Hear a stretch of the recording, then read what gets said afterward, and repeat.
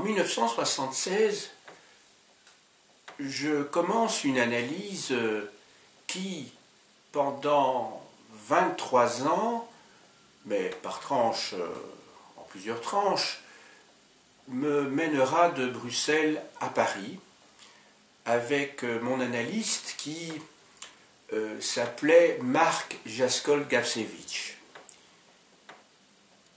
Celui-ci m'avait appris qu'il avait été lui-même analysé par un certain Gerhards et qu'il avait mené, en belge donc, et qu'il avait mené également des tranches d'analyse sous la forme peut-être de didactique ou de supervision, de contrôle, avec Béla Grunberger à la Société psychanalytique de Paris.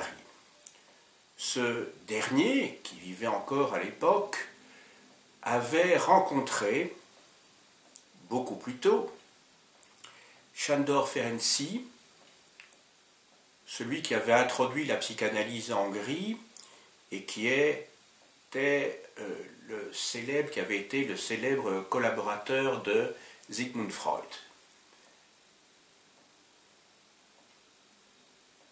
Cinq ou 6 ans plus tard, alors que j'entamais un mandat de chercheur à l'Université de Bruxelles dans le cadre du Fonds national de la recherche belge scientifique,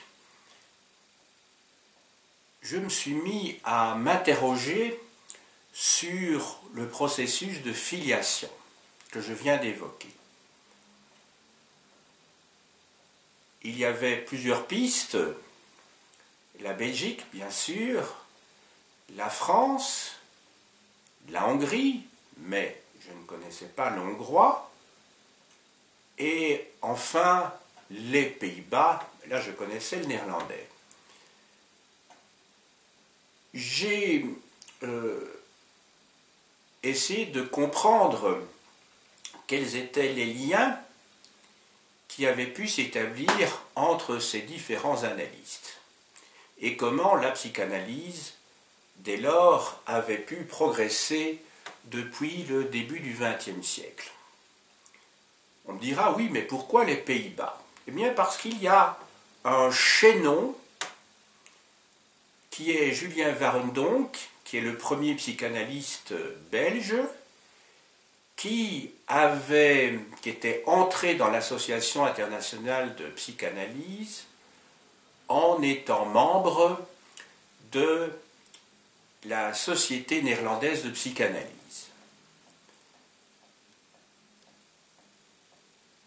En 1981, fin 1981, je décide donc d'entamer des recherches. J'habite à Paris à ce moment-là et je suis le séminaire de Jacques Postel à l'hôpital Sainte-Anne. Jacques Postel qui, à l'époque, dirigeait la revue L'évolution psychiatrique. J'y rencontre Elisabeth Roudinesco, qui en 1982, cette année même, publie le premier volume de sa monumentale histoire de l'histoire de la psychanalyse en France. J'y rencontre aussi Claude Lorrain, qui publie à ce moment-là un ouvrage sur le jeune Ferenczi.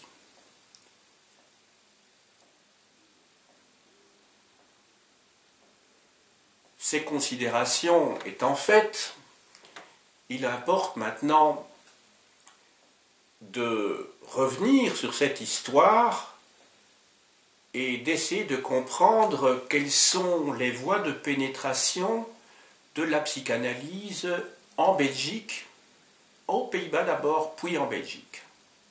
J'essaierai ensuite d'en tirer quelques conclusions. La psychanalyse est introduite aux Pays-Bas en 1905, lorsque Auguste Sterck commence, dans le cadre d'une pratique privée, à psychanalyser des gens. Lui-même va se spécialiser en psychiatrie et en neurologie. Il y a d'autres médecins qui s'intéressent à cette époque-là à la psychanalyse. Ils sont très très peu nombreux et le milieu des psychiatres est plutôt hostile. Il faudra attendre les années 1910 pour que l'on commence à considérer positivement cette nouvelle discipline, cette nouvelle science. Parmi ces premiers médecins, on trouve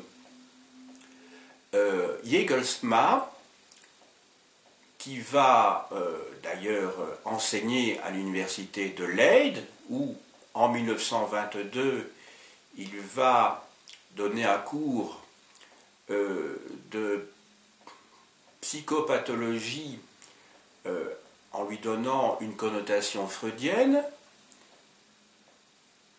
Il y a aussi d'autres personnages comme Van Rentergem qui vont jouer des rôles importants.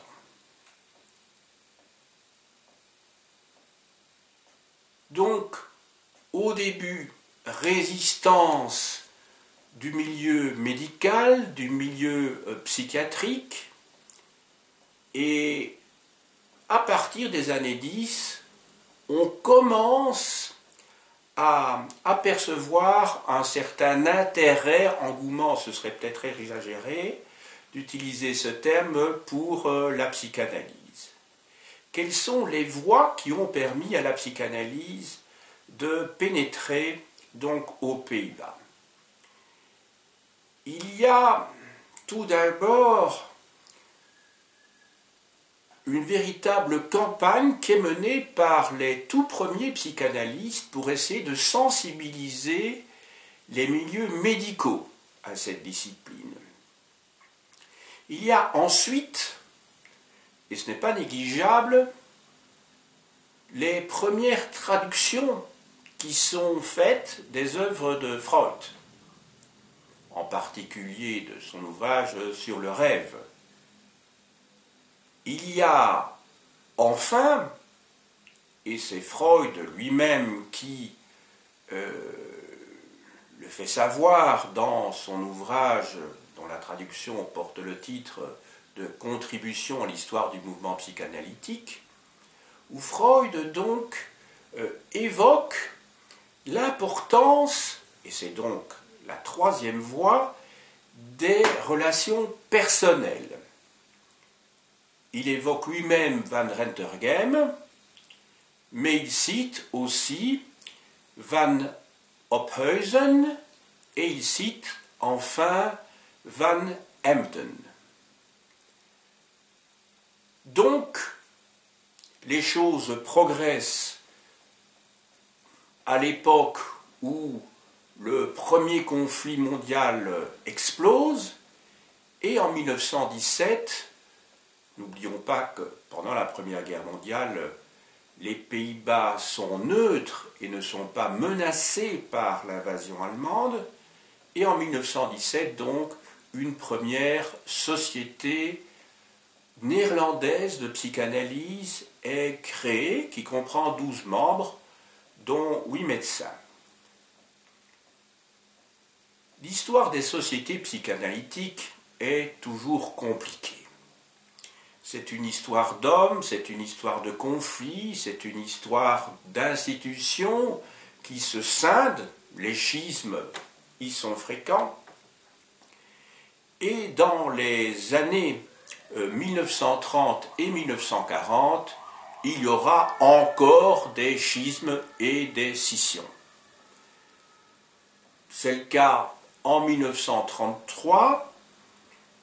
La raison de la scission à cette date est liée à cet éternel problème, en tout cas à l'origine de la psychanalyse, qui est celui de l'analyse par les profanes, le terme allemand étant Laienanalyse.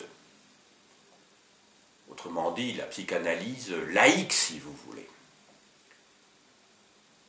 En 1938, il y a réunion des deux parties qui avaient scissionné, mais en 1947, si un institut de psychanalyse est créé aux Pays-Bas, destiné à former les praticiens, il n'en demeure pas moins que 2 ans plus tard, une nouvelle scission a lieu, ayant à sa tête, entre autres, Lampe de Groot.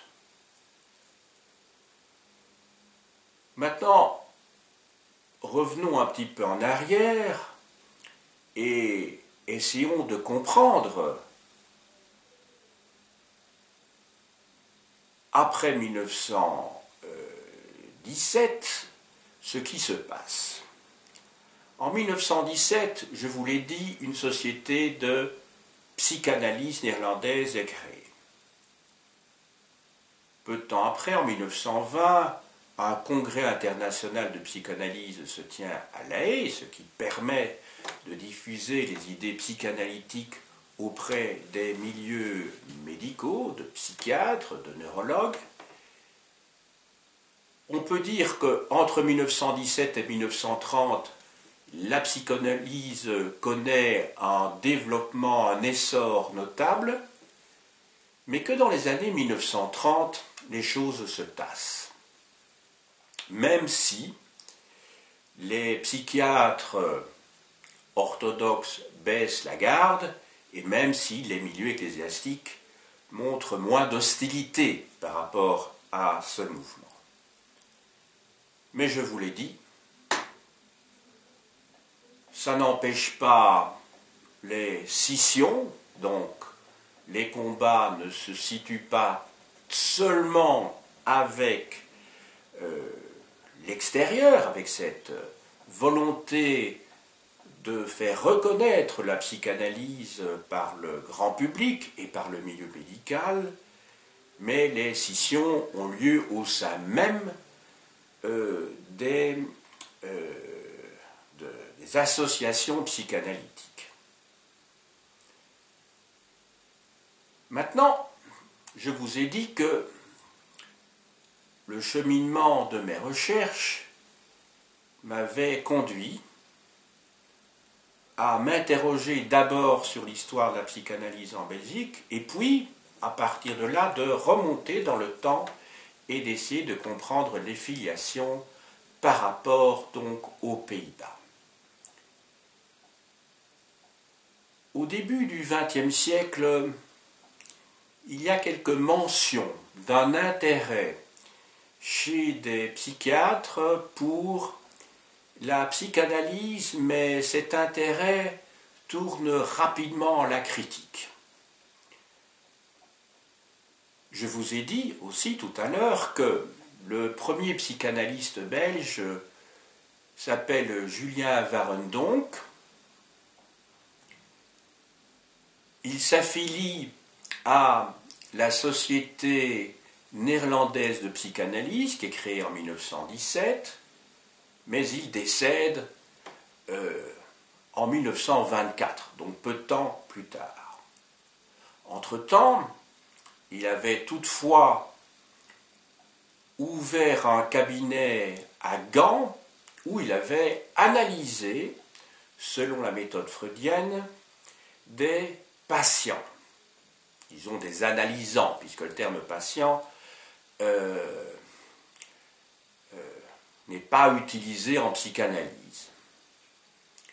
Puisque le terme patient renvoie à une souffrance, et ceux qui ou celles qui se rendent chez un psychanalyste souffrent effectivement, mais la notion de patient renvoie à la notion étymologiquement de quelqu'un qui subit, puisque pati en latin signifie subir, tandis que le terme analysant est un participe présent qui suppose une activité de la part de celui qui est analysé. Donc le terme analysant est préférable à celui d'analyser.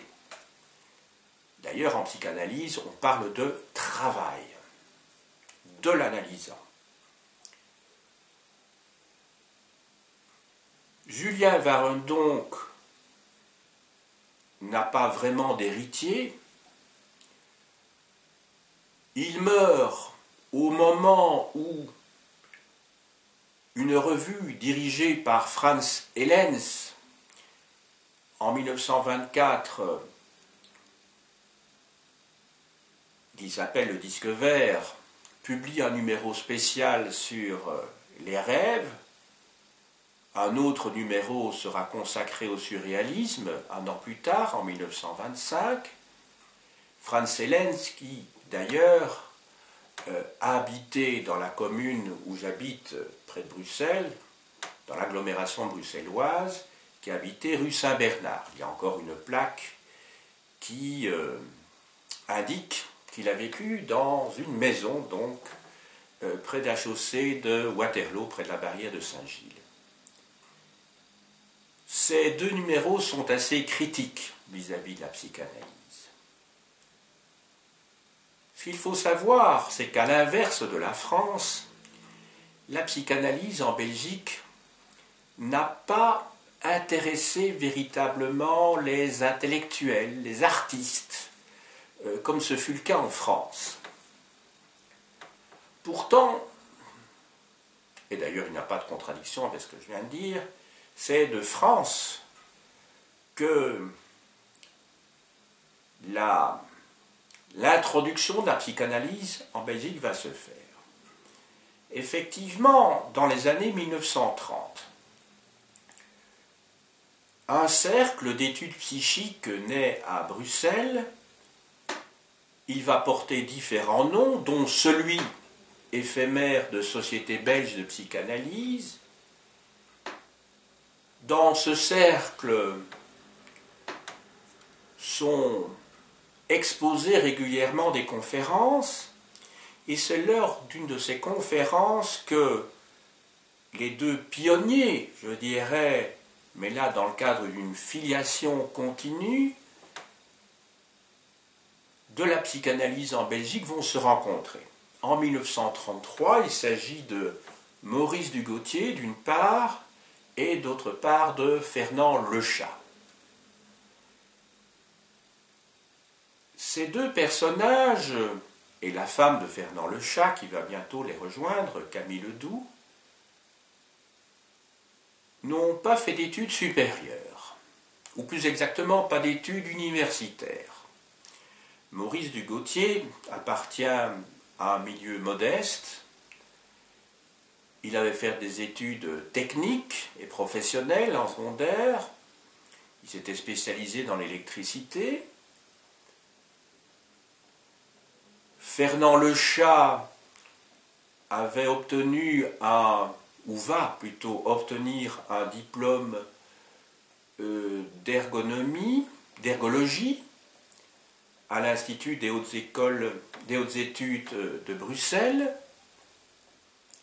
Quant à Camille Ledoux, elle avait fait des études en 2 ans qui lui permettaient d'enseigner dans l'enseignement secondaire inférieur. C'est ce qu'en Belgique, on appelait à l'époque le régenda. Elle s'était spécialisée dans les matières scientifiques.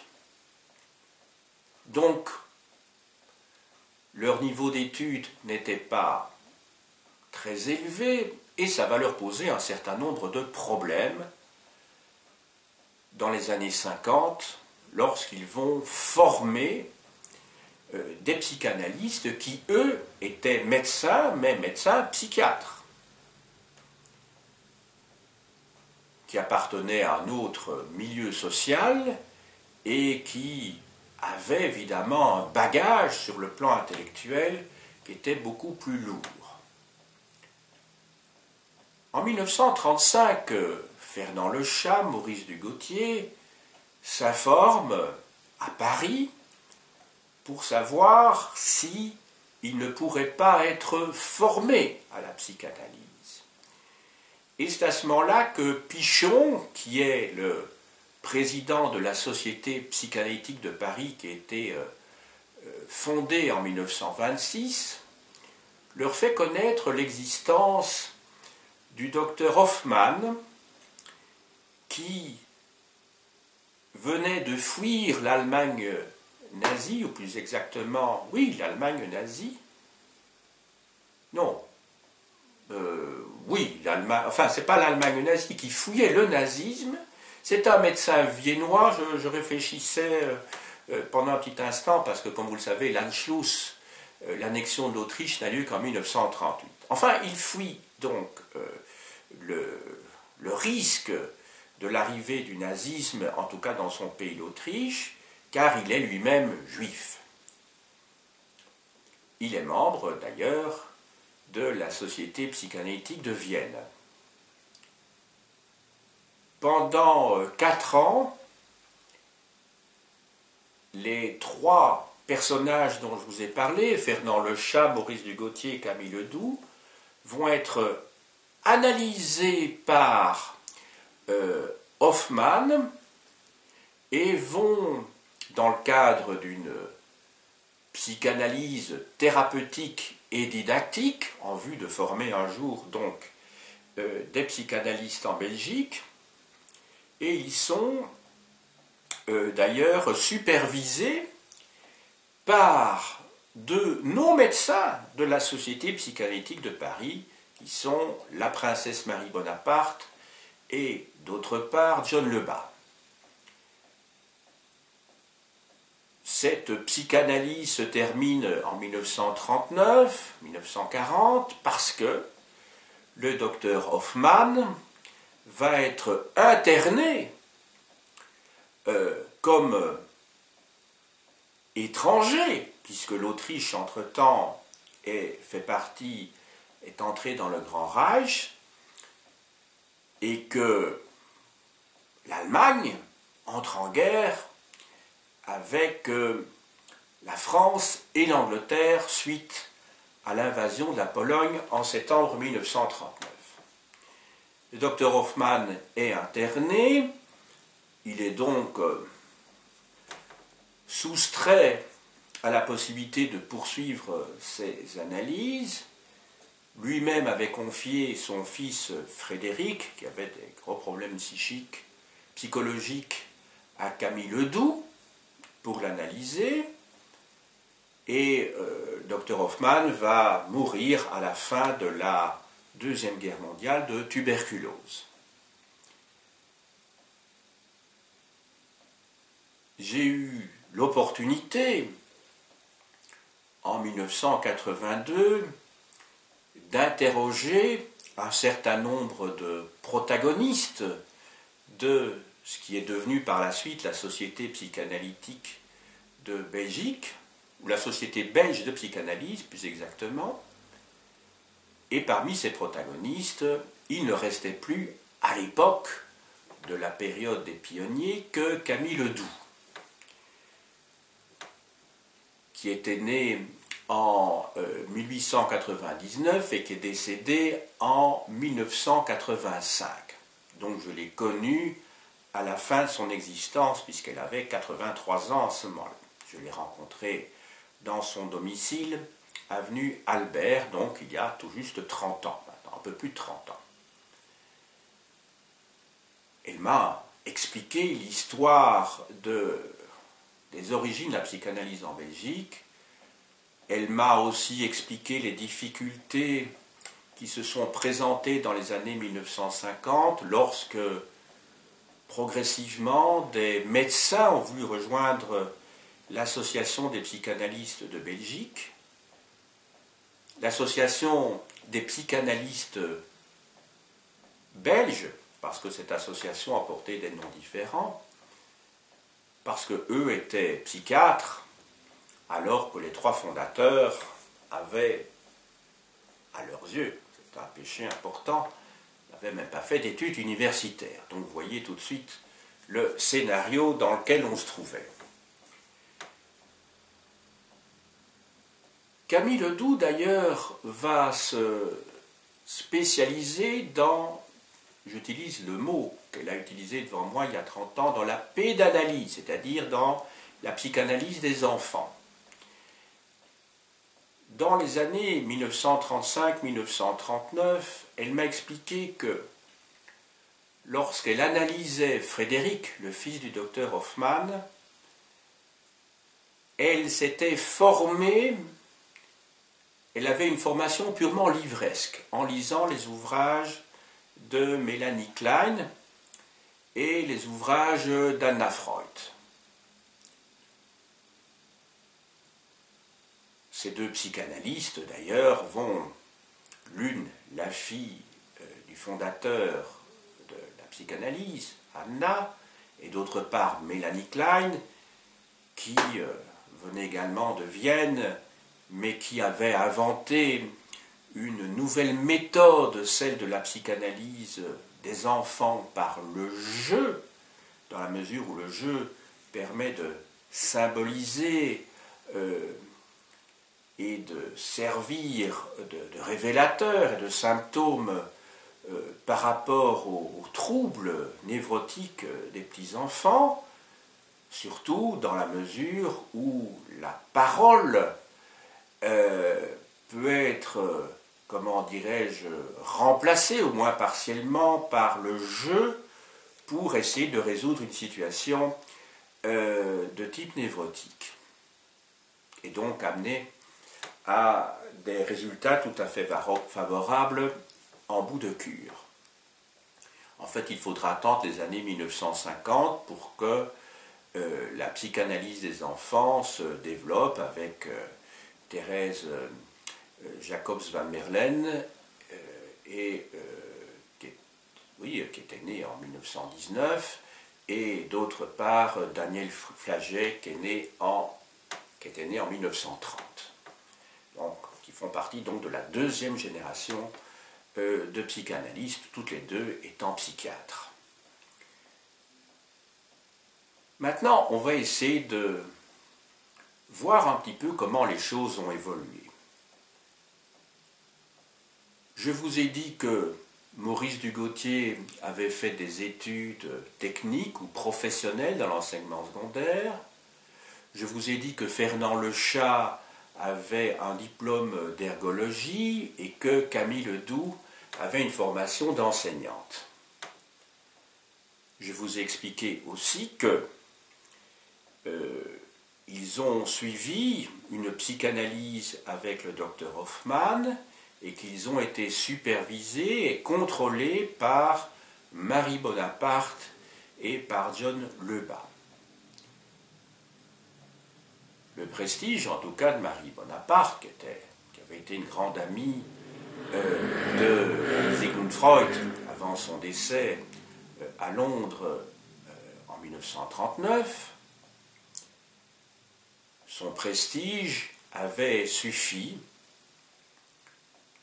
pour cautionner la création d'une association des psychanalystes de Belgique, donc l'APB, qui a été 2 ans plus tard reconnue par l'Association internationale de psychanalyse, qui était alors présidée par un compagnon de la première heure de Sigmund Freud, à savoir Ernest Jones, un Britannique.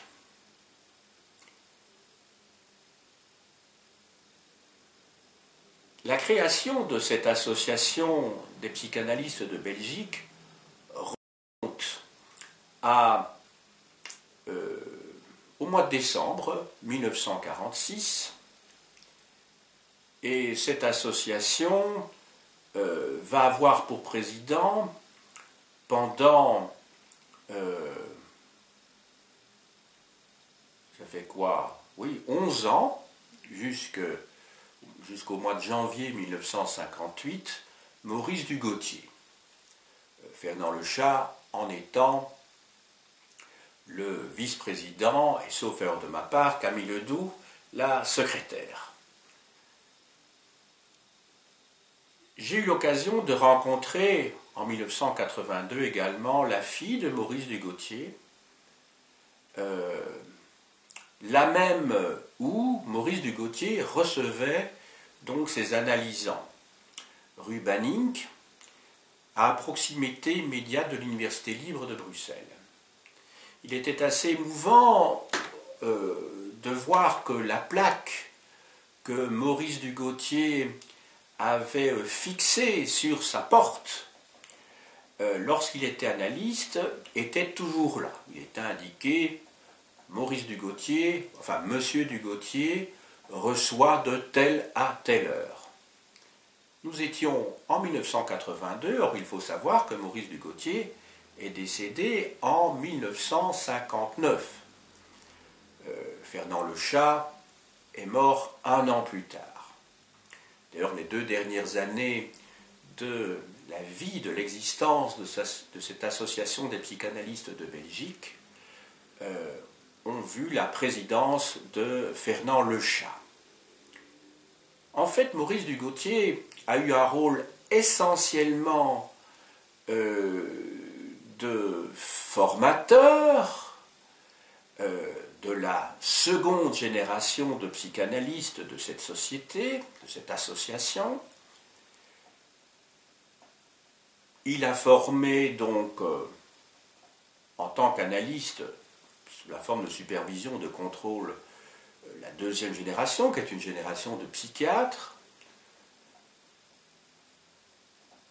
Mais en fait, l'âme véritable de l'association des psychanalystes de Belgique était Fernand Lechat. C'est lui qui entretenait principalement les contacts avec la Société psychanalytique de Paris, et c'est lui aussi qui a eu une petite activité de théoricien. Enfin, il a écrit, en tout cas, sur la psychanalyse. En 1954, c'est lui qui a été chargé, par exemple, dans un congrès, de faire le rapport sur le principe de sécurité.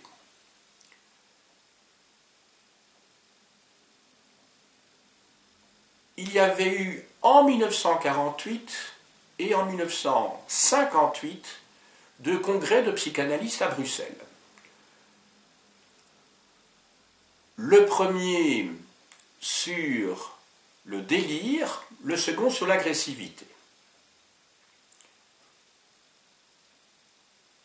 J'ai eu l'occasion de rencontrer Maud Manoni, qui fait partie des toutes premières élèves de cette association des psychanalystes de Belgique.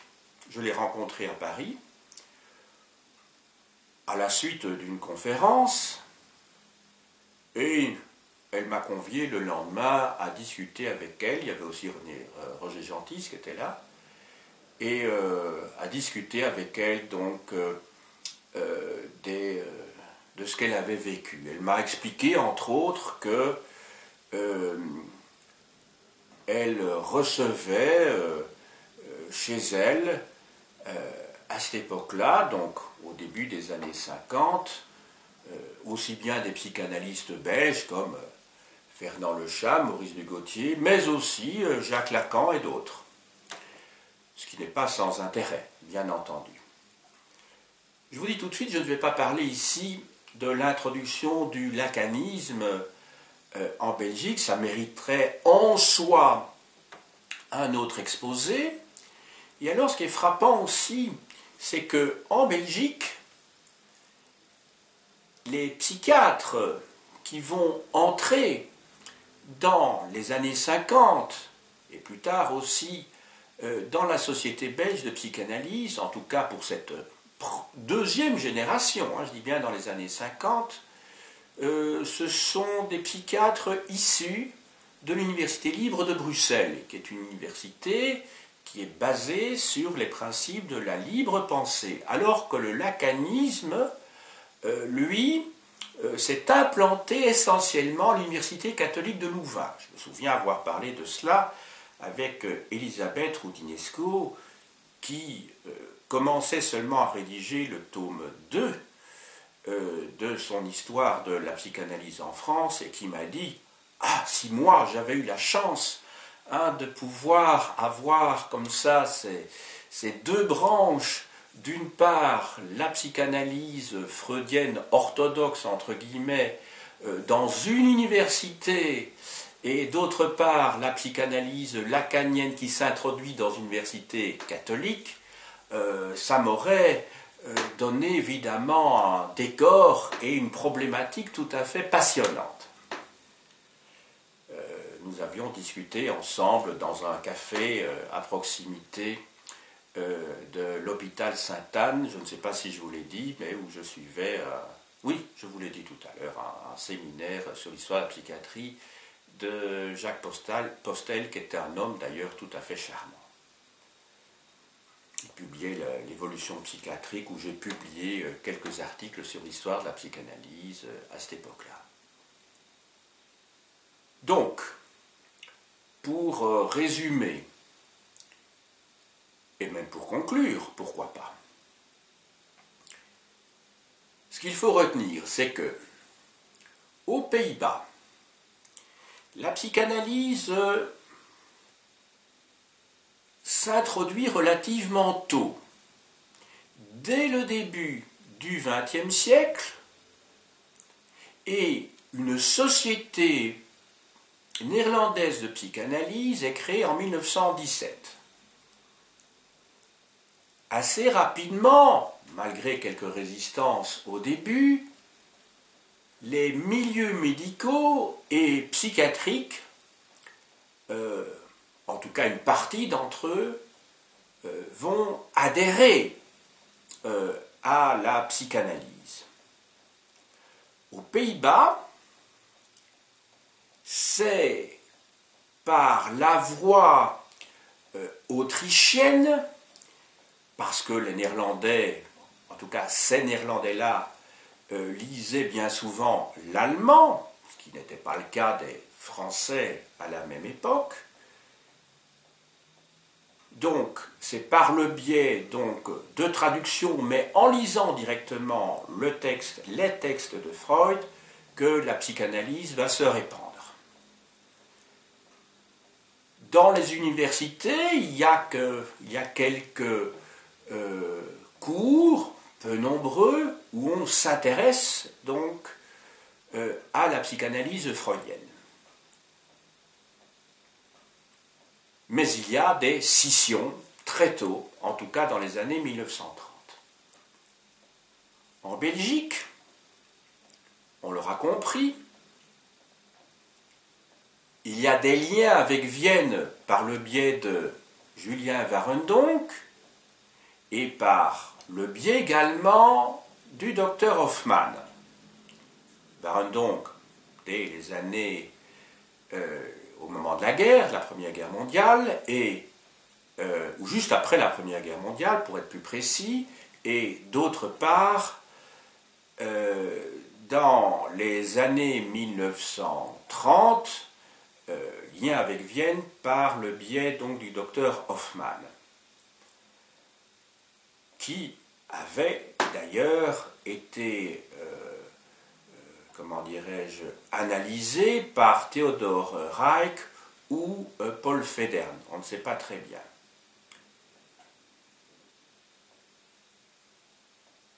Ce qui est sûr également, c'est que les milieux universitaires, les milieux intellectuels et artistiques ne s'intéressent pas à la psychanalyse avant la guerre.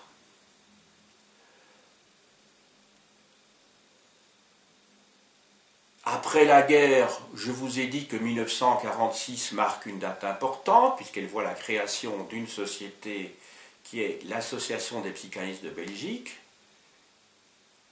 Entre 1946 et 1959, date de la mort de Fernand Lechat, un bulletin de l'Association des psychanalystes de Belgique est publié plus ou moins régulièrement. Mais en fait, en 1960, après le décès des deux personnages clés de cette association, Maurice Dugautier d'une part et Fernand Lechat d'autre part, l'association va changer de nom et va être reprise en main par la deuxième génération, celle des médecins, et dorénavant, cette association portera un autre nom, elle va être fondée sur de nouvelles bases, ça deviendra la Société belge de psychanalyse qui existe toujours. Mais il faudra attendre 1982, l'année même où je commence à faire mes recherches, pour que une revue belge de psychanalyse commence à paraître à raison de 2 numéros par an. Un numéro au printemps et un numéro à l'automne. 1960 constitue un véritable tournant et c'est la raison pour laquelle j'ai décidé d'arrêter mon exposé qui portait sur les débuts de la psychanalyse aux Pays-Bas et en Belgique à cette date. Donc, mon champ d'investigation n'a porté que sur un demi-siècle. J'ai eu la chance de pouvoir travailler sur les procès-verbaux de l'Association des psychanalystes de Belgique depuis 1946, lorsque cette association a été fondée le 24 décembre rue Froissart, près du rond-point Schuman, où se trouvent les communautés européennes, donc l'Union européenne.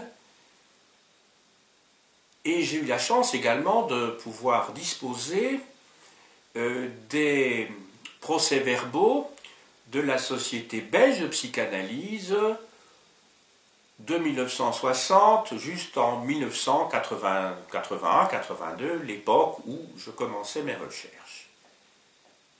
Je me suis intéressé aux filiations, je me suis intéressé au sujet des travaux de cette société, mais tout ceci ne sera pas exposé ici. J'ai des tas de documents chez moi, mais qui mériteraient évidemment une publication en tant que telle.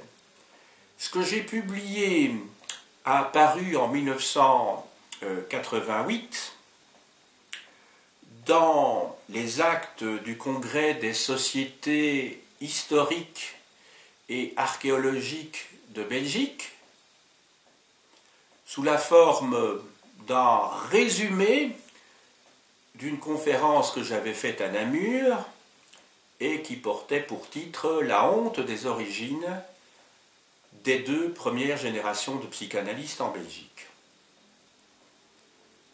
J'ai rédigé également des biographies assez complètes des 3 fondateurs de la psychanalyse en Belgique. Je parle de l'association des psychanalystes de Belgique, donc Maurice Dugautier, Ferdinand Lechat et Camille Ledoux, qui aurait dû paraître dans un dictionnaire du mouvement psychanalytique sous la direction de Jackie Chemouni, et qui, chez Sorlin à Paris, Montrouge plus exactement, et qui, à ma connaissance, n'est jamais sorti de presse. Ça remonte maintenant à 30 ans. J'ai donc décidé, il y a maintenant quelques années, d'en donner la lecture à ceux qui sont... à tout le monde, puisque ces articles, ces notices biographiques sont accessibles maintenant sur mon site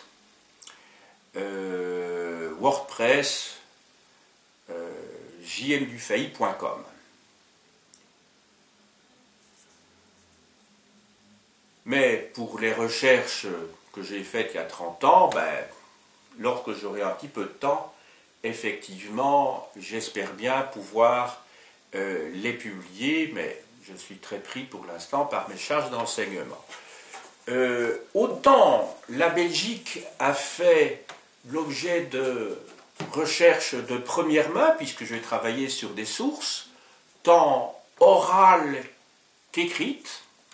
Parmi les sources orale, j'ai interrogé un certain nombre de protagonistes de cette histoire, en particulier Thérèse Van Merlen, donc, qui habitait à l'époque au Square Montgomery, elle est décédée depuis lors, et d'autre part Daniel Flaget, qui habitait près de l'université de Bruxelles, rue des Phalènes. J'avais pu rentrer en contact avec elle grâce à Lydia Flem, écrivain bien connu. J'avais aussi envoyé à tous les membres de cette société un questionnaire sur leurs intérêts dans la vie, aussi bien leur goût en musique, en lecture, etc., etc. Je garde tout ça précieusement, j'espère un jour, comme je vous l'ai dit, publier tout cela. Maintenant, pour les Pays-Bas, je n'ai pas travaillé de première main. Ce que je vous ai expliqué ici est un résumé de ce que j'ai pu trouver, résumé très succinct, de deux ouvrages. Le premier paru en 1900... Attendez, j'essaye de retrouver les dates. En 1983, donc un an après le début de mes recherches, ce sont des ouvrages en néerlandais. Je lis néerlandais, mais évidemment, s'il y a des auditeurs ou des auditrices français qui m'écoutent, ils auront certainement des difficultés. Il s'agit tout d'abord d'un ouvrage d'Ilse Bulhoff. Le titre et le sous-titre sont les suivants: Freud en Nederland, de interpretatie en invloed van zijn ideeën. Donc Freud et les Pays-Bas, l'interprétation et l'influence de ses idées. Cet ouvrage, qui comprend 400 pages, a été publié chez Ambo.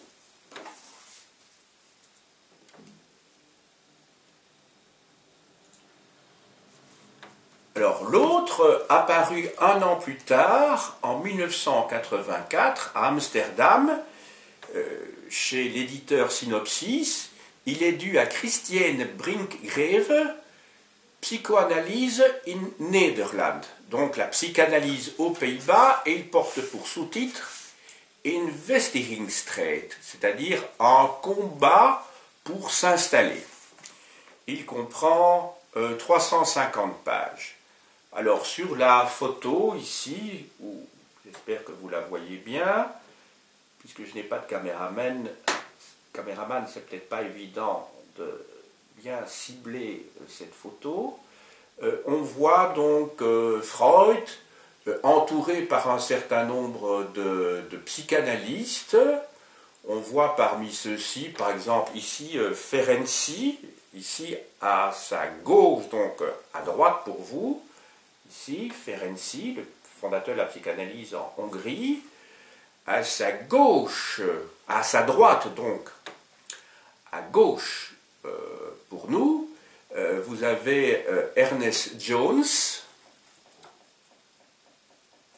Et alors vous avez trois psychanalystes néerlandais qui sont sur cette photo. Ça doit être vraisemblablement le congrès de 1920 aux Pays-Bas, à La Haye. Vous avez Van Emden, vous avez Van Ophuizen et vous avez Van Rentergem. Toujours sur la même photo. Voilà, j'ai dit.